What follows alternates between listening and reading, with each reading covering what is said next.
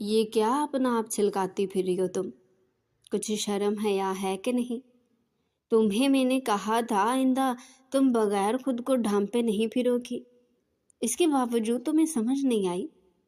گلی کے بچوں کے ساتھ مل کر حوریہ ہاتھ میں پتھر اور ڈنڈا پکڑے آم کے درخت سے کچی کیریاں توڑ رہی تھی۔ بار بار اچھل کر وہ درخت کی ڈالی پر سٹک مار رہی تھی۔ دوپٹہ اس کا کب کا زمین پر گرا ہوا تھا اور اس کے خد و خال بالکل واضح ہو رہے تھے۔ احتشام افندی کا تو پارا ہائی ہوا تھا۔ بار بار اچھلنے سے 16 سالہ حوریہ کا ظاہر ہوتا وجود اس کے خون کو کھولنے پر مجبور کر چکا تھا۔ وہ اس لڑکی کو 100 بار منع کر چکا تھا کہ تم اب کچے آم نہیں کھاؤ گی، کھٹی چیزیں لڑکیوں کے لیے اچھی نہیں ہوتی، وہ عمر سے پہلے ہی بڑی لگنے لگتی ہیں۔ مگر یہاں تو یہ املی کے درخت پر چڑھی ہوتی اور یہاں پھر کچے آم کو توڑ رہی ہوتی۔ آج تو احتشام کے صبر کا پیمانہ لبریز ہو چکا تھا۔ وہ جس قدر اس لڑکی کا لحاظ کر رہا تھا یہ تو اتنی ہی بگڑتی جا رہی تھی۔ احتشام آگے بڑھا اور وہاں کھڑے بچے ویسے اس کے خوف سے ادھر ادھر بھاگ چکے تھے۔ اس کا ہاتھ پکڑ کر اسے گھر کی طرف لانے لگا۔ یہ اس کی حویلی کے بالکل سامنے ان کا درخت موجود تھا۔ وہ کہنے لگی کہ ارے چھوڑیں، کیا ہے آپ کو خڑوس کہیں کے؟ جب بھی آتے ہو مجھ پہ حکم چلانا شروع کر دیتے ہو۔ تمہارے پیسوں کے تو خرید کر نہیں کھائے میں نے، درخت سے توڑ کر ہی کھا رہی ہوں نا۔ وہ اپنے دوپٹے کو سنبھالتی ہوئی آئی تھی، مگر وہ اسے گھر میں لا کر دالان میں چھوڑ چکا تھا۔ اپنا توازن برقرار نہ رکھنے کی وجہ سے حوریہ گر چکی تھی۔ جو فراک اس نے پہن رکھا تھا اس کا گلا کافی ڈیپ تھا۔ ایک بار پھر اس کی رعنائیوں پر احتشام کی نظر گئی تو وہ پہلے سے بھی زیادہ آگ بگولا ہو گیا۔ کہنے لگا، چھوٹی بچی ہو کیا تم؟ تمہیں میں نے جب سارا ضروری سامان لا کر دیا ہوگا تو تم اس کا استعمال کیوں نہیں کرتی؟ نیچے گرنے کے بعد وہ منہ بسور کر اٹھی تھی۔ کوہنی کو مسلتے ہوئے گھور کر احتشام کو دیکھنے لگی۔ کہنے لگی، مجھے جیسا اچھا لگتا ہے میں ویسے ہی رہوں گی۔ بلا وجہ آپ کیوں مجھ پر ہر وقت حکم چلاتے رہتے ہیں؟ جب دیکھو ناک پہ غصہ بیٹھا ہوتا ہے۔ وہ سسک کر روتے ہوئے بچوں کی طرح سے سب کچھ کہہ رہی تھی۔ جیسے اپنے کمرے کی طرف جانے لگی تب اسے بازو سے پکڑ چکا تھا۔ کہنے لگا کہ تمہیں پیار سے بھی سمجھا چکا ہوں، اپنے پرائیویٹ پارٹس کو ڈھانپ کر رکھا کرو۔ تم چھوٹی نہیں رہی، ایسے اچھا نہیں لگتا۔ جب دیکھو تم نے گلی محلے کے بچوں کے ساتھ کھیلنا ہوتا ہے، کچی کیریاں توڑنی ہوتی ہے۔ تم بند کر دو ایسی کچی کھٹی چیزیں کھانا۔ حالت دیکھو تم اپنی کیا ہوتی جا رہی ہے۔ عمر تمہاری 16 سال ہے اور فگر تمہارا عمر سے پہلے ہی بڑھتا جا رہا ہے۔ اور کتنی کھاؤ گی؟ چلو شاباش، جو سامان میں نے لا کر دیا نا اسے پہنو۔ آئندہ میں تمہیں بغیر اس سامان کے نہ دیکھوں۔ چہرے پر معصومیت سجا کر حوریہ کہنے لگے کہ مجھے نہیں پتا وہ کیسے پہنا جاتا ہے، میں نے کوشش کی تھی مگر سب کچھ غلط ہو گیا۔ جس انداز میں وہ بولی تھی احتشام کے سوئے ہوئے جذبات جاگے تھے۔ اگلے پل کہنے لگا کہ اچھا چلو میرے ساتھ، میں تمہیں سکھاتا ہوں کہ کیسے خود کو کور کیا جاتا ہے۔ اسے بازو سے پکڑ کر ایک کمرے میں لایا تھا۔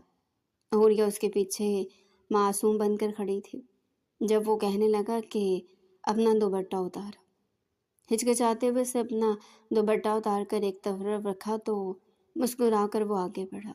کہنے لگا، چلو شاباش، اب اپنا فراک اتارو اور اب میں تمہیں سکھاؤں گا کہ کیسے یہ پہنا جاتا ہے۔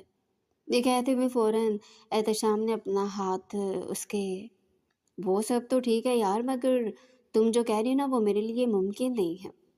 تم میری پریشانی بھی تو سمجھو۔ اگر کوئی مجھ سے پوچھے گا، سوال کرے گا تو میں کیا جواب دوں گا؟ پریشانی کے عالم میں اپنا سر پکڑ کر احتشام بیٹھ چکا تھا، جبکہ سامنے بیٹھا شخص پانی کا پورا گلاس گٹک چکا تھا۔ کہنے لگا، دیکھ یار، تو میرا دوست ہے نا، میرا جگر ہے، میرا یار ہے۔ آج تک میں نے تیری کسی بات کا انکار نہیں کیا۔ تجھے جب جب میری ضرورت پڑی میں تیرے کام آیا ہوں نا۔ اب بس کیا تو یہ کام نہیں کر سکتا۔ دیکھ اگر یہ لڑکی میرے پاس رہی نا تو میرے لیے باہر جانا مشکل ہو جائے گا۔ ویسے بھی میں نے کون سا صدیاں باہر گزارانی ہے۔ ایک دفعہ میں باہر سیٹل ہو گیا تو میں اسے اپنے پاس بلا لوں گا، تمہیں میں اس کے پورے پیسے بھیجتا رہوں گا۔ پلیز میری بات کو سمجھو۔ بے شک یہ تیرے گھر میں ایسے کسی کونے خدرے میں پڑی رہے گی، کوئی شکایت کوئی شرارت نہیں کرے گی، بڑی معصوم بچی ہے۔ دیکھ تم میرے ساتھ ہے، مجھے پتہ ہے تو کیسا ہے۔ میں کسی اور کے حوالے سے کر کے جاؤں گا تو پتہ نہیں وہ اس کے ساتھ کیسا سلوک کرے گا۔ فرحاد کی بات سن کر احتشام نہ چاہتے ہوئے بھی مان چکا تھا۔ دونوں اس وقت ہوٹل میں بیٹھے ہوئے تھے جب وہ چلتا ہوا ایک گاڑی کی طرف آیا۔ جیسے جیسے احتشام کے قدم گاڑی کی طرف بڑھ رہے تھے اس کی نظر فرنٹ سیٹ پر بیٹھی ہوئی لڑکی پر جا رہی تھی۔ گاڑی کا شیشہ کھلا ہوا تھا اور اس نے ہاتھ میں ٹیڈی بیئر پکڑا ہوا تھا جس کے ساتھ نہ جانے وہ بچوں کی طرح کیا باتیں کر رہی تھی۔ اس کی عمر اس وقت 16 سال تھی مگر دماغ بالکل بچوں والا، تو خود کو وہ کوئی 7-8 سال کی بچی سمجھتی تھی۔ لمبے گھنے بال جنہیں 2 پونیوں میں دائیں بائیں کیا گیا تھا، وہ بال اس کے سینے پر آئے ہوئے تھے۔ جیسے اس نے فرحاد کے ساتھ احتشام کو دیکھا تو فوراً مسکرا کر کہنے لگی کہ ارے فرحاد بھائی، یہ دوست ہیں کیا آپ کے؟ بالکل فلمی ہیرو کی طرح لگ رہے ہیں۔ فرحاد مسکرا کر کہنے لگا کہ حوریہ، یہ احتشام انکل ہیں، ان سے ملو۔ وہ فوراً اپنا ہاتھ آگے بڑھا چکی تھی۔ احتشام نے بھی جھجکتے ہوئے اس کے ہاتھ کو اپنے ہاتھ میں لیا۔ قد کاٹ میں وہ اچھی خاصی تھی مگر ذہن بچوں جیسا تھا۔ فرحاد کہنے لگا کہ دیکھو میں ایک ضروری کام سے یہاں سے جا رہا ہوں نا، جب تک میں واپس نہیں آتا تم احتشام انکل کے ساتھ ان کے گھر میں رہو گی۔ یہ پھر تمہیں بہت زیادہ چاکلیٹس لا کر دیں گے، تمہیں نوڈلز بھی لا کر دیا کریں گے، چپس بسکٹ جو کہو گے تمہیں لا کر دیں گے، بس جب تک میں نہیں آتا تمہیں ان کے ساتھ ہی رہنا ہے۔ یہ سن کر پہلے تو حوریہ تھوڑی اداس ہوئی اور اگلے پل غصے سے اس نے اپنا ٹیڈی بیئر زمین پر پھینکا تھا اور وہیں سڑک پر بیٹھ کر بچوں کی طرح ایڑیاں رگڑتے ہوئے رونے لگے۔ کہنے لگی نہیں نہیں، میں آپ کے ساتھ باہر جاؤں گی، مجھے پتہ ہے آپ ایک دفعہ چلے گئے تو آپ واپس نہیں آئیں گے، جس طرح ماما پاپا مجھے چھوڑ کر چلے گئے تھے آپ بھی ہمیشہ ہمیشہ کے لیے چلے جائیں گے، مجھے نہیں جانا۔ وہ فوراً فرحاد کے ساتھ لگ چکی تھی اور فرحاد تو بس جیسے اسے جان ہی چھڑا رہا تھا۔ آج سے 3 سال پہلے حوریہ کے والدین کا ایک سفر میں بری طرح سے ایکسیڈنٹ ہو چکا تھا۔ حوریہ بھی ان کے ساتھ ہی موجود تھی۔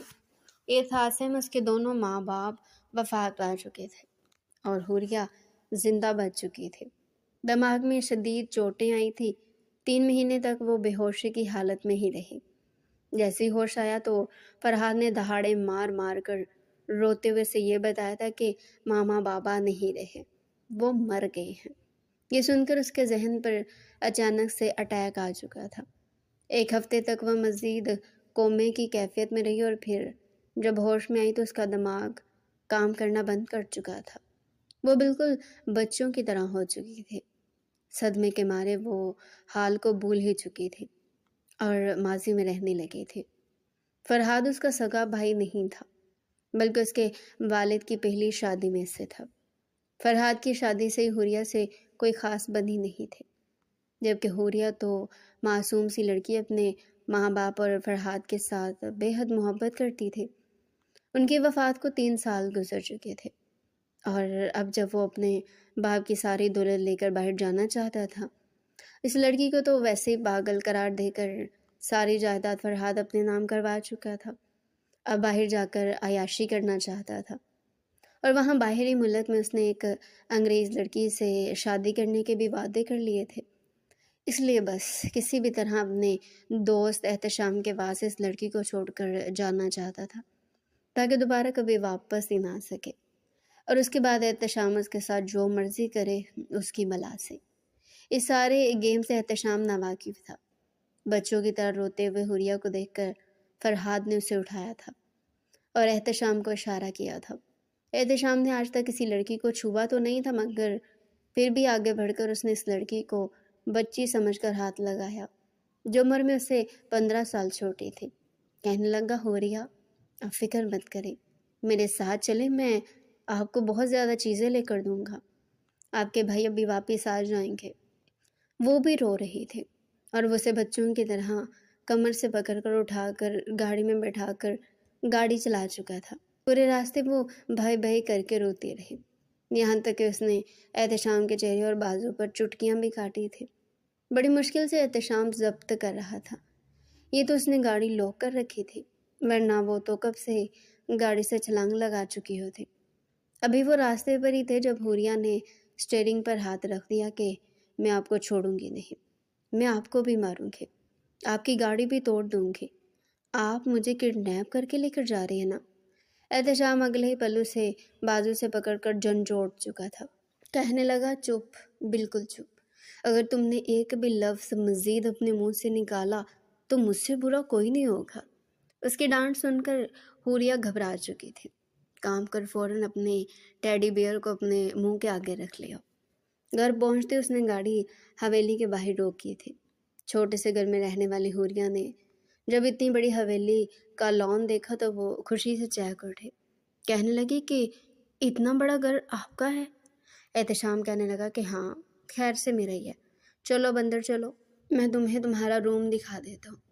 کہنے لگی، اتنا بڑا گھر ہے، اس میں تو پورا شہر ہی آ کر رہ لے، آپ کے گھر میں اور کون کون رہتا ہے؟ وہ بچے کی طرح اچھلتی کودتی سیڑھیاں چڑھتی ہوئی اندر آ رہی تھی۔ ایک نظر احتشام نے اسے پلٹ کر دیکھا تو اس کی نظر اس لڑکی کی گردن سے نیچے رانائیوں پر ٹک کر رہ گئی۔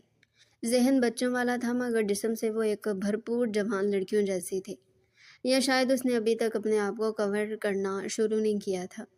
اس کا وجود اچھا لگ رہا تھا۔ وہ فوراً نظریں پھیر گیا۔ آج سے پہلے کسی لڑکی کے ساتھ احتشام نے اس طرح سے رشتہ نہیں رکھا تھا، نہ ہی بات کی تھی، سوائے کام کے۔ وہ کسی لڑکی کو اپنے قریب بھٹکنے بھی نہیں دیتا تھا۔ کہنے لگا کہ اس گھر میں صرف میں ہی رہتا ہوں، یا پھر ملازم جو کھانا بنا کر اور صاف صفائی کر کے چلے جاتے ہیں۔ حوریہ تو یہ سن کر حیران رہ چکے تھے۔ کہنے لگی کہ اچھا، اس کا مطلب میں اس پورے گھر میں ملکہ بن کر ہوں گی۔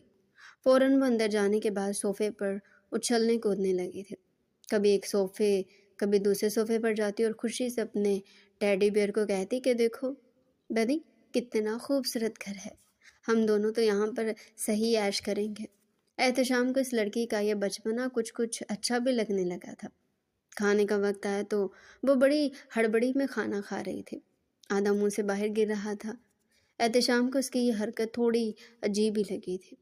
وہ اس کے پاس آ کر بیٹھا اور کہنے لگا کہ دیکھو، ایسے نہیں کھاتے، آرام آرام سے کھاتے ہیں، کھانا ضائع نہیں ہونے دیتے۔ وہ اپنے ہاتھوں سے اس کے منہ میں چمچ ڈال کر کھانا کھلا رہا تھا اور وہ بالکل سہم کر بیٹھی تھی۔ اس کے ہاتھوں سے کھانا کھانے کے بعد خود بھی کہنے لگی کہ ایسے کھاتے ہیں۔ اسے دیکھ کر مسکرا رہا تھا۔ اس نے اپنے کمرے کے ساتھ والا کمرہ ہی حوریہ کو دیا تھا۔ کہنے لگا کہ جاؤ لڑکی، یہ تمہارا کمرہ ہے، یہاں پر سو جانا اور رات کو بھٹکتی مت رہنا، اور بلا وجہ ادھر ادھر پنکھے بازی بھی مت کرنا، سمجھی؟ وہ چپ چاپ اس کمرے میں آ چکے تھے۔ حوریہ نے ایک نظر اس کمرے کو دیکھا اور پھر بیڈ پر آ کر لیٹ گئی۔ جمائی لیتے ہوئے وہ بیڈ پر گرتی سو چکی تھی، جبکہ احتشام بھی کچھ دیر لیپ ٹاپ پر کام کرتا رہا اور پھر سونے لگا۔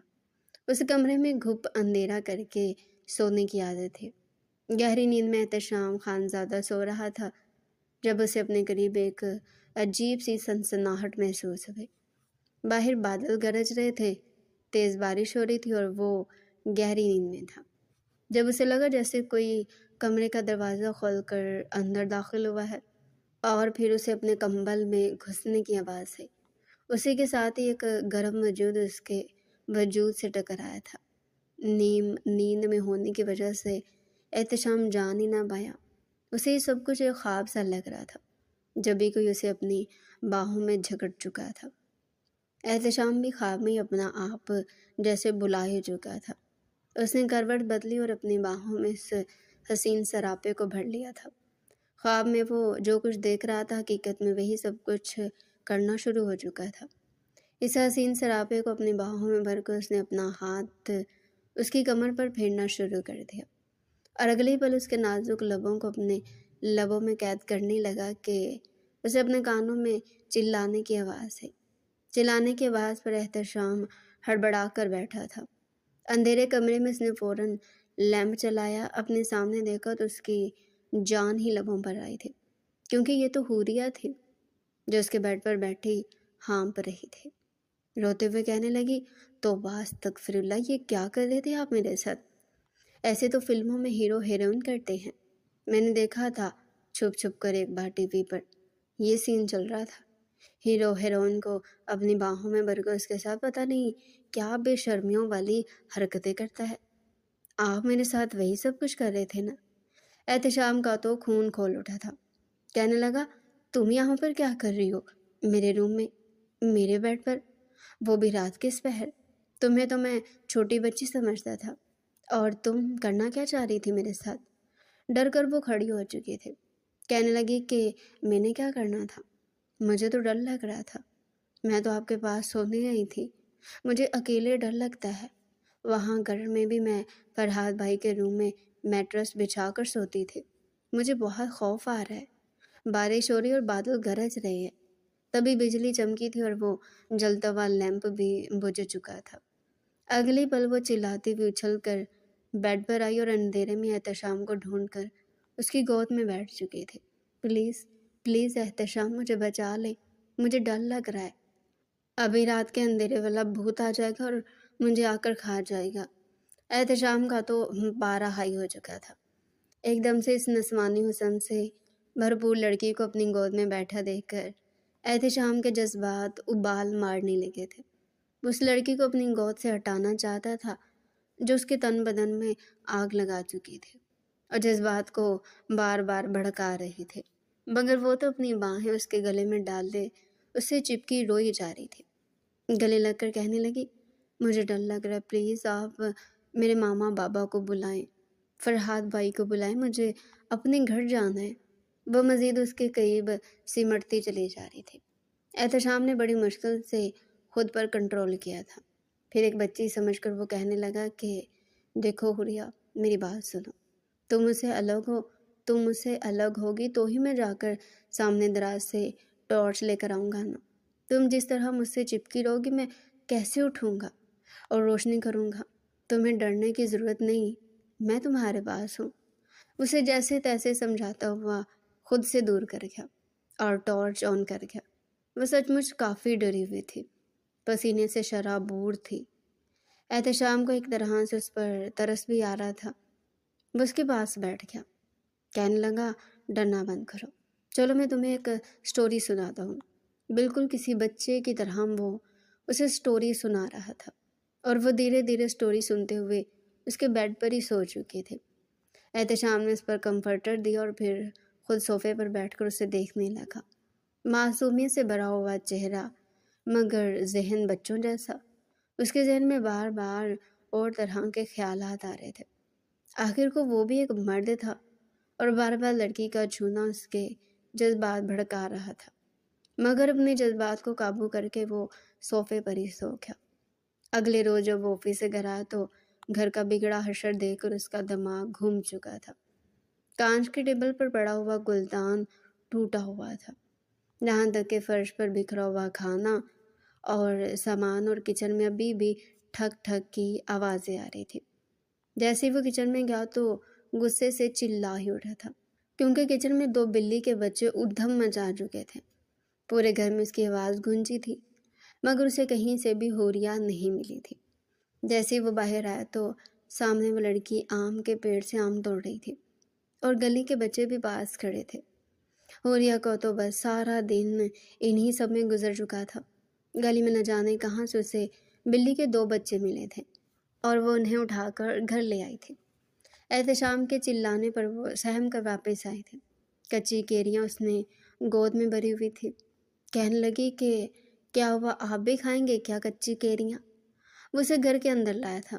کہنے لگا، کیا بچی ہو تمہیں شرم نہیں آتی؟ یہ کیا کر رہی ہو تم؟ میرے گھر کا حشر بگاڑ کے رکھ دیا، مجھے اپنے بیڈ کی چادر پر ایک سلوٹ بھی پسند نہیں، اور تم نے میرے گھر کا کیا اشر کر دیا ہے؟ جلدی صاف کرو، ابھی کے ابھی اسے، ورنہ میں پتہ نہیں کیا کروں گا تمہارا۔ اگر مجھے خون معاف ہوا تو میں وہ تمہارا کر دوں گا۔ وہ اس پر دہاڑا تھا۔ حوریہ نے سہم کر اسے دیکھا، کہنے لگا میرے نازک نازک ہاتھوں کو دیکھیے بھلا، میں اتنا کام کیسے کر سکوں گی؟ وہ کہنے لگا کہ کوئی نازک نہیں ہو تم، جب کچی کیریاں کھاتی رہی ہو تب تم نازک نہیں تھی، جب گھر میں بکھیڑا کیا تب نازک نہیں تھی۔ اب چپ چاپ یہ سارا سامان سمیٹو، ورنہ بہت برا پیش آؤں گا میں تمہارے ساتھ۔ ڈرتے ڈرتے سہمتے ہوئے وہ چیزیں اٹھا کر ادھر ادھر رکھنے لگے تھے۔ جیسے تیسے اس سے صفائی ہوئی تھی، وہ صفائی کر چکی تھی، اور پھر بھین بھین کر کے رونے لگی کہ مجھے اپنے بھائی کے پاس جانا ہے۔ احتشام بھی اسے اکتا چکا تھا۔ ابھی اسے اس گھر میں آئے ہوئے دن ہی کتنے ہوئے تھے، مگر مزید برداشت کرنا مشکل تھا۔ اس نے فرحاد کو کال کرنا شروع کر دی کہ کب وہ اپنی بہن کو بلوائے گا، مگر اس کا نمبر بلاک جا رہا تھا، اور باہر جا کر تو اس نے کال کرنے کی کوشش بھی نہیں کی تھی۔ جس کا پاکستان والا نمبر تھا وہ بھی وہ بند کر چکا تھا۔ اس نے کچھ لوگوں سے فرحاد کے بارے میں پوچھنا چاہا، مگر بے سدھ تھا۔ اس لڑکی کو اچھے برے کا کچھ بھی پتہ نہیں تھا۔ وہ جوان ہو چکی تھی، مگر خود کو کس طرح ڈھانپنا ہے اور انڈر گارمنٹس کا کیا استعمال کرنا اسے کچھ بھی معلوم نہیں تھا۔ مجبوراً احتشام نے بالکل ایک ٹیچر کی طرح اسے اپنے سامنے بٹھایا تھا اور سمجھایا تھا کہ تم اب چھوٹی نہیں رہی، اس لیے میں تمہیں کچھ سامان منگوا کر دے رہا ہوں، تم نے اسے پہننا ہے، اور آئندہ کے بعد تم دوپٹہ اتار کر نہیں گھومو گی، میرے سامنے تو بالکل بھی نہیں، تم ہمیشہ دوپٹے میں رہو گی، خود کو چھپا کر، اور گلی میں بچوں کے ساتھ کھیلتے ہوئے دکھائی نہ دو۔ وہ اسے سمجھا رہا تھا، اور وہ چپ چاپ سر ہلا کر جیسے سمجھ بھی رہی تھی۔ احتشام نے کچھ پیکٹ لا کر اسے دیے تھے، کہنے لگا اب ان کا استعمال کرو۔ وہ چپ چاپ انہیں لے کر کمرے میں آ چکی تھی، مگر حوریہ کو سمجھ نہیں آ رہی تھی کہ ان سب کو کیسے پہننا ہے، کیسے استعمال کرنا ہے۔ وہ سر پکڑ کر بیٹھ چکی تھی۔ باہر آ کر احتشام سے کہنے لگی کہ مجھے تو کچھ سمجھ ہی نہیں آ رہی، کیا آپ میری ہیلپ کر دیں گے؟ مجھے ایک دفعہ پہنا کر بتا دیں، اس کے بعد میں خود سے کر لیا کروں گی۔ احتشام اس لڑکی کی بات پر سر پکڑ کر بیٹھ چکا تھا۔ پہلے تو کچھ سوچتا رہا، پھر آخر میں اسے یہی حل ملا تھا کہ اس لڑکی کو کسی اچھے دماغی ڈاکٹر کو دکھانا چاہیے۔ اس کا کوئی علاج بھی تو ہوگا، یہ شروع سے تو ایسی نہیں تھی، اگر علاج کروایا جائے تو ٹھیک بھی تو شاید ہو ہی جائے۔ اگلے روز وہ اسے لے کر ڈاکٹر کے پاس چلا آیا۔ وہ ڈاکٹر اس کے جاننے والا دوست تھا۔ جب وہ اس کے کلینک میں داخل ہوا تو حوریہ نے اس کا ہاتھ پکڑا ہوا تھا، اور دوسرے ہاتھ میں ٹیڈی بیئر تھا۔ کہنے لگا ارے آؤ احتشام، یہ لڑکی تمہارے ساتھ کون ہے؟ وہ اسے کیا بتاتا کہ ایسی بات کو گھما پھرا کر کہنے لگا کہ یہ میری کزن ہے۔ اس کے ساتھ جس طرح کی ٹریجنڈی ہوئی تھی نا، وہ سب کچھ اسے بتانے لگا۔ حوریہ کے کچھ ٹیسٹ ہونے تھے، سی ٹی اسکین ہونا تھا، مگر وہ تو ازل کی ڈرپوک تھی۔ جو کچھ ہو رہا تھا اس نے احتشام کا ہاتھ پکڑے رکھا۔ کہنے لگی کہ نہیں، مجھے ڈر لگتا ہے، آپ میرے ساتھ ہو تو مجھے کوئی ڈر نہیں رہتا۔ اب تو احتشام کو بھی اسے انسنیت سی ہونے لگے تھے۔ ڈاکٹر نے تمام تر ٹیسٹ کرنے کے بعد کہا کہ اگر اس کا پراپر علاج کیا جائے تو امید ہے کہ 5-6 مہینوں میں اس لڑکی کی یادداشت ٹھیک ہو سکتی ہے۔ احتشام نے سکھ کا سانس لیا تھا۔ اسے لے کر گھر آ چکا تھا۔ حوریہ کی حرکتیں بچوں جیسی تھی، نہا کر آتی تو اس کے سامنے بیٹھ جاتی۔ وہ لیپ ٹاپ پر کام کر رہا ہوتا تو لیپ ٹاپ لے کر سائڈ پر کرتی اور اسے کہتی کہ ٹانگیں کھولے اور یہاں پر ٹانگیں لٹکا کر بیٹھے۔ وہ ویسے ہی کرتا تو وہ فرش پر اس کی ٹانگوں کے بیچ بیٹھ کر کہتی کہ چلیے اب میرے سر کا مساج کیجیے، مجھے بہت سکون آتا ہے۔ احتشام نہ چاہتے ہوئے بھی دھیرے دھیرے سے اس لڑکی کی طرف مائل ہو رہا تھا۔ پہلے جو وہ بے دہانی سے اس کا خیال رکھتا تھا، اب اسے اس کا ساتھ اچھا لگنے لگا۔ اب تو آس پاس کے گھروں کو بھی یہ بات معلوم ہو چکی تھی کہ احتشام کے ساتھ اس گھر میں ایک لڑکی رہتی ہے۔ لوگوں کے لیے یہ بات تھوڑی عجیب تھی۔ کہاں یہ لڑکا جو گھر میں اکیلے رہتا تھا، گھر میں اس نے لڑکی ملازمہ بھی نہ رکھی تھی، اور اب نہ جانے ایک لڑکی اس کے پاس کہاں سے آ گئی۔ جب بھی گاؤں کے کچھ بزرگ لوگ اس کے پاس آئے تھے، کہنے لگے کہ بیٹا تمہارا اس لڑکی سے رشتہ کیا ہے؟ جواب میں احتشام کو پہلے تو کچھ سمجھ نہ آیا، کیونکہ اسے اپنے اور اس لڑکی کے لیے کوئی معقول رشتہ مل ہی نہیں رہا تھا، لیکن پھر کہنے لگا کہ یہ میری بیوی ہے۔ وہاں پر موجود لوگ ایک دوسرے کا چہرہ دیکھ رہے تھے، کیونکہ وہ اس سے عمر میں کافی چھوٹی تھی۔ کہنے لگے اچھا، مگر یہ لڑکی تو ہمیں دماغ سے تھوڑی عجیب ہی لگتی ہے۔ تبھی احتشام کہنے لگا کہ جیسے بھی ہے میری بیوی ہے، آپ لوگوں کو فرق نہیں پڑنا چاہیے۔ کیا کچھ پوچھنا ہے آپ نے؟ وہ کہنے لگے کہ نہیں، ہم یہی پوچھنے آئے تھے، اس لڑکی سے تمہارا رشتہ کیا ہے؟ بہرحال اگر یہ تمہاری بیوی ہے تو پھر ٹھیک ہے، ورنہ بغیر نکاح ایک لڑکی کے ساتھ رہنا باقی کے گھروں پر اور بچوں پر کیا اثر ڈالے گا؟ یہ کہہ کر وہ لوگ وہاں سے جا چکے تھے، جب صوفے کے پیچھے سے وہ احتشام کے کان میں چلا اٹھی تھی۔ احتشام ہڑبڑا کر رہ گیا۔ وہ دونوں ہاتھ کی تالی بجا کر کہنے لگی کہ یہ آپ ان کو کیا کہہ رہے تھے؟ میں آپ کی بیوی ہوں؟ پاگل ہو کیا؟ ایسے کیسے میں آپ کی بیوی بن گئی؟ میں نے تو قبول ہے کہا ہی نہیں، نہ ہی دلہن بنی۔ احتشام تو یہ سوچ چکا تھا کہ اسی لڑکی کو اپنی بیوی ہی بنائے گا، اسے کسی اور کے ہاتھ پر سونپنے کا سوچ ہی نہیں سکتا۔ کہنے لگا چلو اگر نہیں بنی تو اب بن جاؤ، تمہیں شادی کرنی ہے نا؟ وہ فوراً سر ہلا کر کہنے لگی کہ ہاں کرنی ہے نا، بالکل کرنی ہے، آپ میرے دلہے بنیں گے۔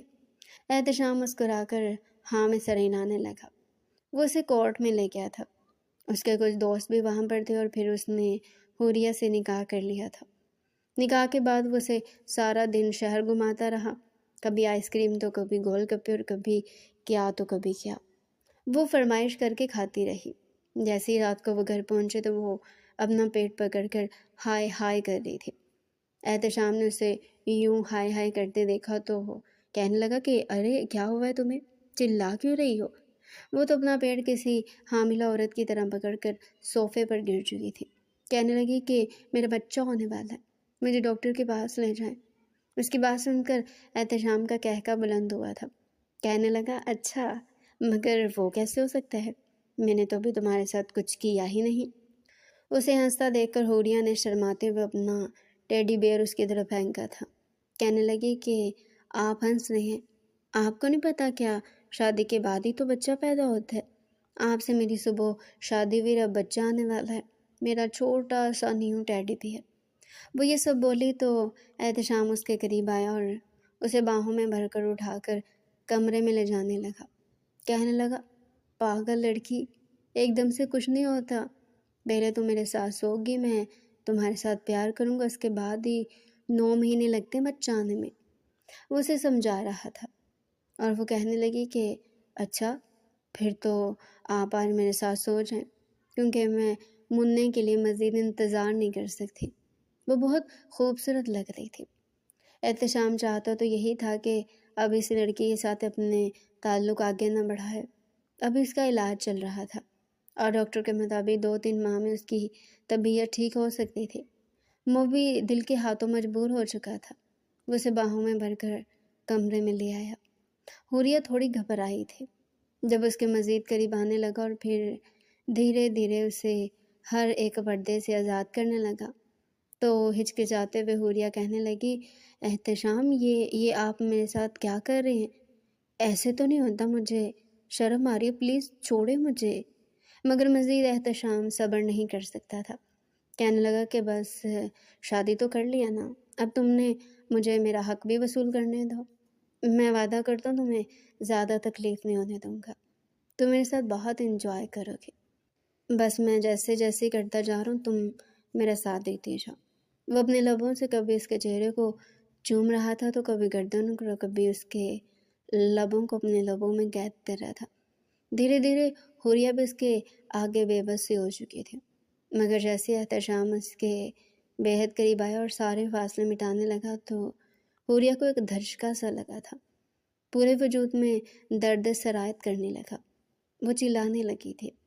خوف اور ڈر سے اس کے دماغ میں اچانک ایسا جھٹکا لگا کہ ایک لمحے کے 1000ویں حصے میں اس کی یادداشت تو واپس لوٹنے لگی تھی۔ وہ چلانے لگی تھی۔ وہ چلانے کے بعد بے ہوش ہو گئی۔ احتشام گھبرا چکا تھا۔ سارا نشہ تو جیسے ایک پل میں اڑن چو ہو گیا۔ فوراً اسے پیچھے ہٹا، کہنے لگا، حوریہ کیا ہوا ہے تمہیں؟ حوریہ، اوہ مائی گاڈ، یہ میں نے کیا کر دیا؟ وہ خود کو ہی کوس رہا تھا کہ یہ جانتے ہوئے بھی کہ یہ لڑکی ابھی کس فیز سے گزر رہی ہے، پھر بھی وہ اس کے قریب کیسے آ گیا؟ اتنے سال ہی تو صبر کر کے اپنے جذبات کو دبا کر رہ رہا تھا، کچھ مہینے اور انتظار نہیں کر سکتا تھا؟ اس کے منہ پر پانی کے چھینٹے مارنے لگا۔ حوریہ ہوش میں آؤ پلیز یار، حوریہ آنکھیں کھولو اپنی، مگر حوریہ تو بے ہوش ہی پڑی تھی۔ کچھ سال پہلے ہونے والے حادثے کا منظر اس کی آنکھوں کے سامنے چلا تھا، جب ایک بڑا ٹرک ان کی گاڑی سے آ ٹکرایا تھا۔ وہ کتنی خوش تھی، اس کے ماں باپ کتنے خوش تھے، مگر اس ٹرک ڈرائیور نے ان کی زندگی برباد کر کے رکھ دی تھی۔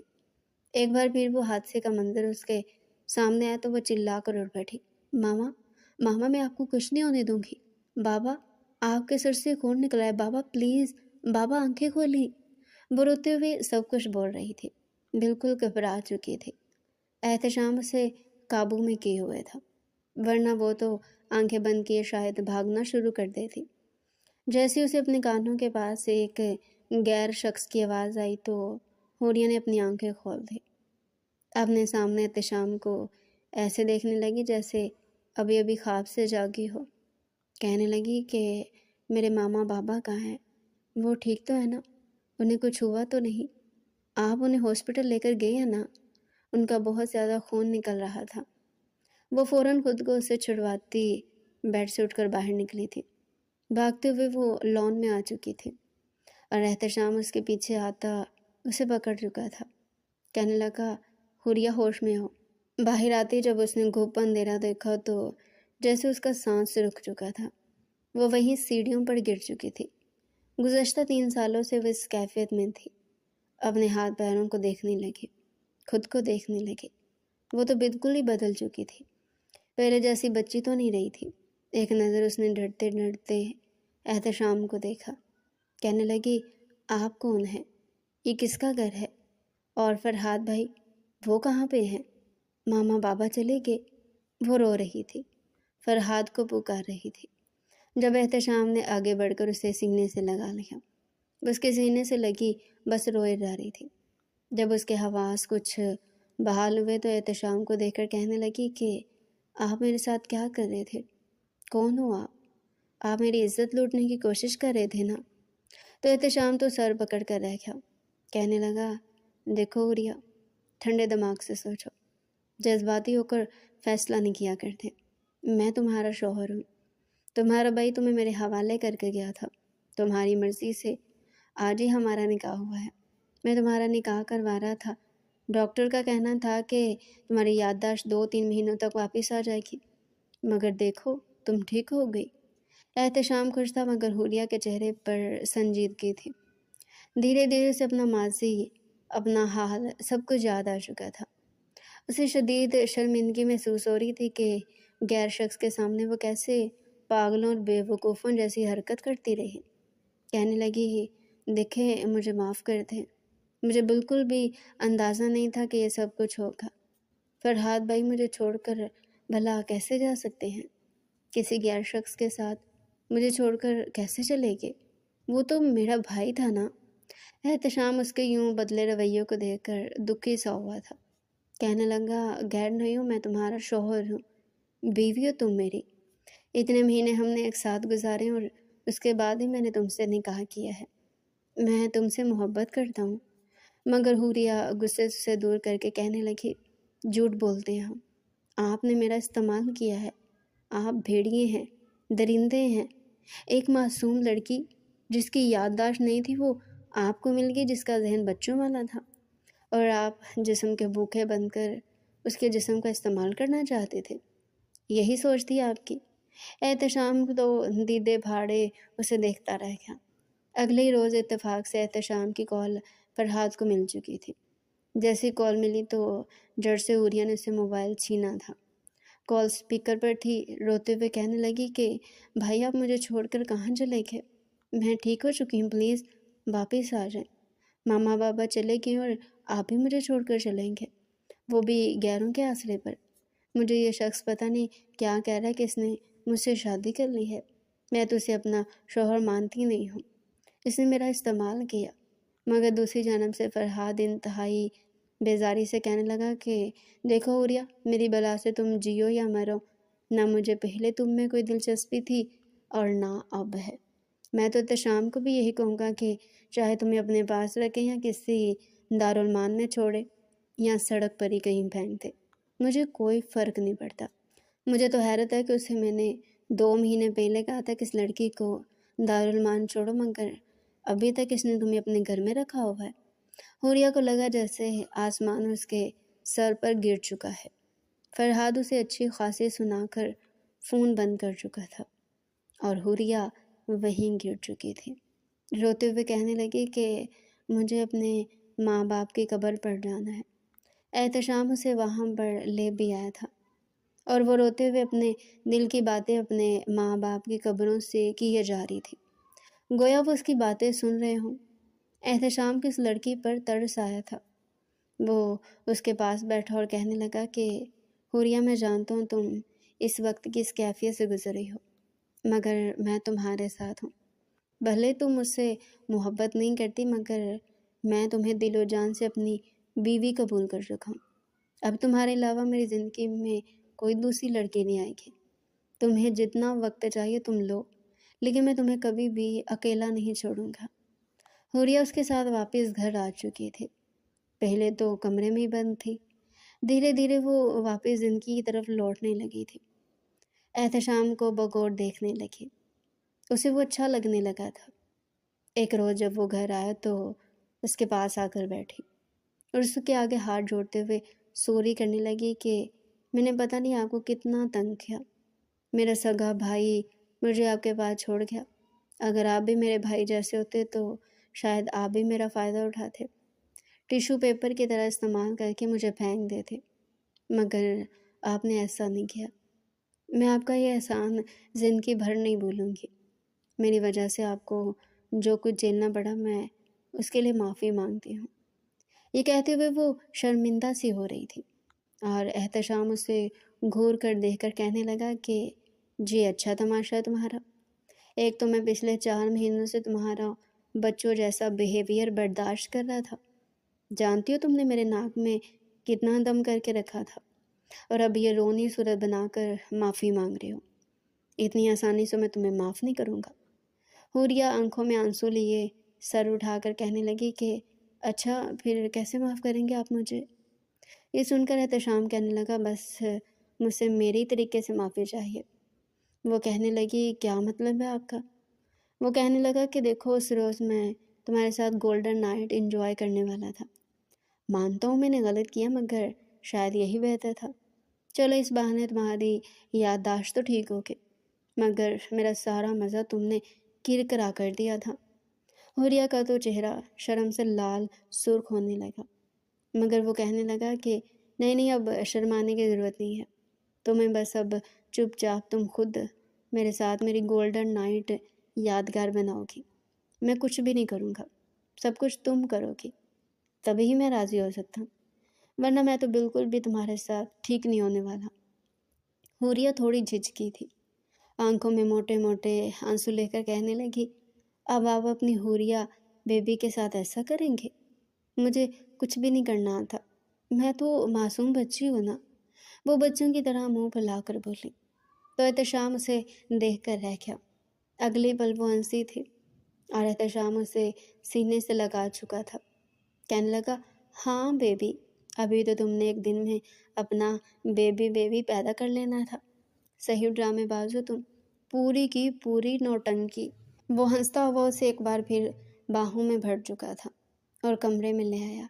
حوریہ بھی مسکراتے ہوئے احتشام کے لیے اپنے دل کے دروازے کھول چکی تھی۔ بڑے پیار سے وہ رات اس کے نام کر چکا تھا، حوریہ نے بھی اس کا پورا ساتھ دیا تھا۔ وہ رات وہ ایک دوسرے کے نام کر چکے تھے۔ پوری رات کمرے میں ان دونوں کی محبت بھری سسکیاں گونجتی رہی تھی۔ حوریہ کو حقیقی معنوں میں اس نے اپنے گھر کی رانی بنا کر رکھا تھا، کسی چیز کی کوئی کمی آنے نہیں دی تھی۔ وہ واقعی اس گھر میں راج کر رہی تھی، حالانکہ اس کے ماں باپ کی طرف سے اس کی جائیداد کا حصہ بھی بنتا تھا، مگر اس نے وہ بھی بھلا دیا تھا۔ ایک روز جب وہ گھر کے معمول کے کاموں میں مصروف تھے تو اچانک دروازے پر دستک ہوئی۔ احتشام نے دروازہ کھولا تو سامنے فرحاد کھڑا تھا۔ روتے ہوئے اس کے قدموں میں گر گیا، کہنے لگا کہ مجھے معاف کر دو، میری بہن، میں نے تمہارے ساتھ بہت برا کیا۔ حوریہ تو اپنے بھائی کو اتنے مہینوں بعد اور یادداشت واپس آنے کے بعد تو شاید پہلی بار ہی دیکھ رہی تھی، اس لیے اس کے جال میں پھنستے ہوئے وہ بھی اسے گلے لگ کر رونے لگی۔ وہ کہنے لگا کہ میں واپس آ گیا ہوں تمہارے لیے، مجھے احساس ہو گیا کہ میں نے اپنی بہن کے ساتھ کتنا غلط کیا، چلو میں تمہیں واپس لینے آیا ہوں۔ مگر احتشام انکار کر چکا تھا، کہنے لگا کہ یہ میری بیوی ہے اور تم اسے کہیں نہیں لے کر جا سکتے۔ وہ اکیلے حوریہ کو فرحاد کے ساتھ بھیجنا چاہتا بھی نہیں تھا۔ فرحاد بھی وہیں رک چکا تھا، بلا وجہ حوریہ کو اپنی محبت دکھا رہا تھا۔ جب احتشام نے اس کے بارے میں پوچھ گچھ کی تو یہ معلومات سامنے آئی کہ باہر جا کر اس نے جس لڑکی سے شادی کی تھی وہ اس کا سارا پیسہ لے کر رفو چکر ہو گئے اور الٹا اس پر کیس کر رہی ہے کہ وہ اس پر ظلم و زیادتیاں کرتا رہا، جس کی وجہ سے اس کا وہاں پر کیس چل رہا تھا۔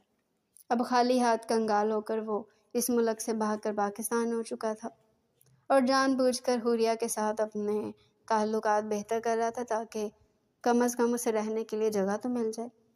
حقیقت معلوم ہوتی اس نے فرحاد کی حقیقت حوریہ کو بتائی تھی، جسے سن کر حوریہ کو بھی اس پر شدید غصہ ہی آیا تھا، جو اپنے مطلب کے لیے اس کا استعمال کر رہا تھا۔